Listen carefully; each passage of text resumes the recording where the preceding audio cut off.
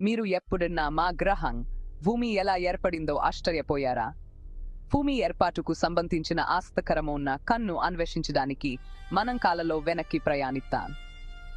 సుమారు 4.6 బిలియన్ సంవత్సరాల క్రితం అంతరిక్షంలో గ్యాస్ మరియు ధూళి మేర్ఫున్ దాని గురుత్వాకర్షణ కింద కూలిపోయింది. ఈ కూలిపోవడం సూర్యుని కేంద్రంలో ఏర్పడటానికి దారితీసింది.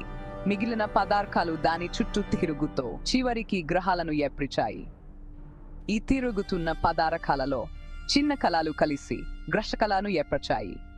కాలక్రమేణా ఈ గ్రహకణాలు ఢీకొని కలిశాయి, ఒక భూమిని అందించాయి.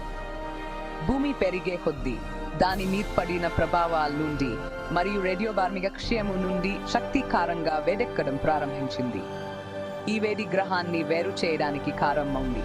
తేలికపాటి పదార్థాలు క్రస్ట్ ను ఏర్పరుస్తూ భారీ పదార్థాలు కోర్కు దిగాయి. సుమారు 4